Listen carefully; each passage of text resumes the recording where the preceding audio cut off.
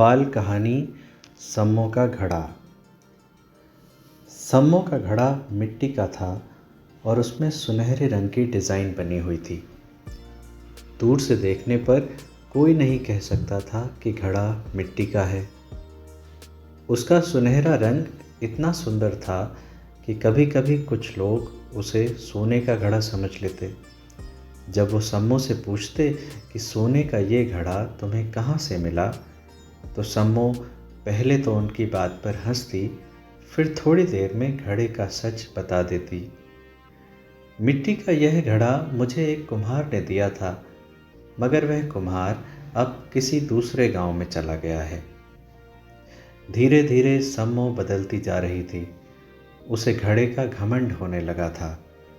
अब जब कोई उससे सुनहरे घड़े के बारे में पूछता तो वह देर तक हंसती रहती। पूछने वालों को सम्मो का यह व्यवहार अजीब लगता और वो अपने घर की तरफ वापस चले जाते। सम्मो अपने घड़े का बहुत ध्यान रखती थी। फिर भी एक दिन सम्मो के हाथ से वह घड़ा ज़मीन पर गिरकर टूट गया।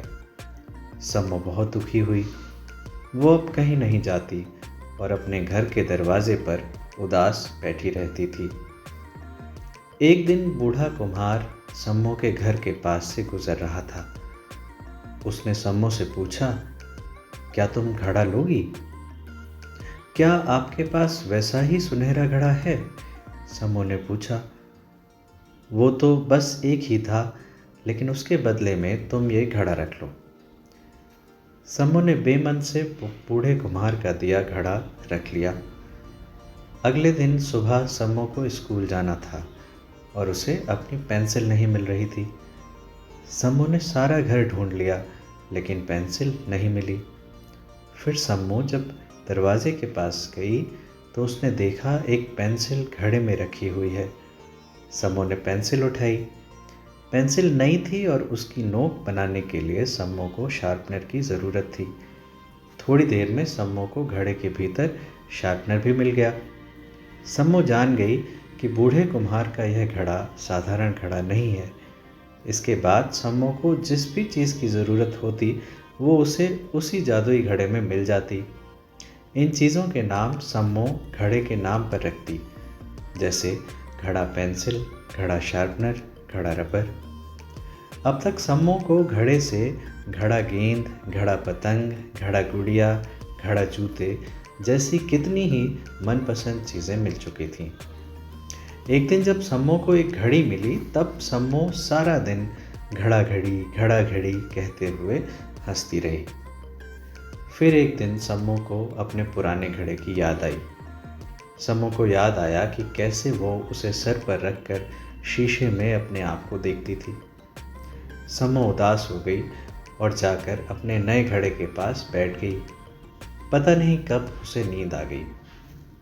जब सम्मो की नींद टूटी तो उसने देखा कि घड़े के ठीक भीतर एक दूसरा घड़ा रखा है, जो बिल्कुल उस पुराने घड़े जैसा है।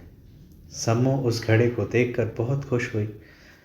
सम्मो उस घड़े को तुरंत पा लेना चाहती थी, लेकिन जब सम्मो ने हाथ डालकर उस घड़े को बाहर निकालने की कोशिश की तो घड़ा आकार में बिल्कुल जादुई घड़े की तरह होने के कारण जादुई घड़े से बाहर नहीं आ पा रहा था। सम्मो ने सोचा कि क्या करे। अगर पुराने घड़े को पाना है तो नए को तोड़ना होगा, और फिर उसे घड़ा पेंसिल, घड़ा गेंद, घड़ा पतंग नहीं मिल पाएंगे। सम्मो सोच में पड़ गई। दिन भर सोचने के बाद आखिरकार उसने अपनी आंख बंद करके अपने मन की बात सुनी। फिर उसने आंख खोलकर कहा, अलविदा जादुई घड़े, और ऐसा कहकर जादुई घड़े को तोड़ दिया। अब उसके पास बिल्कुल पहले जैसा सुनहरा घड़ा था। सम्मो नए घड़े को पाकर बहुत खुश हुई। सभी लोग फिर से उसके दोस्त बन गए थे। कुछ नए लोग अब भी उसके घड़े को सोने का घड़ा समझ लेते थे।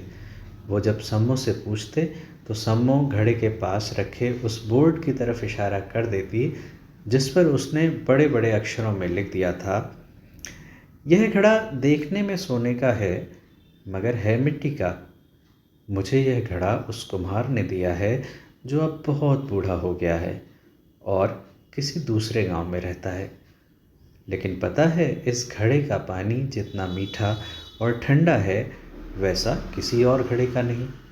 और हाँ, सबसे खास बात तो इसके नाम में है। तुम्हें पता है इसका नाम क्या है?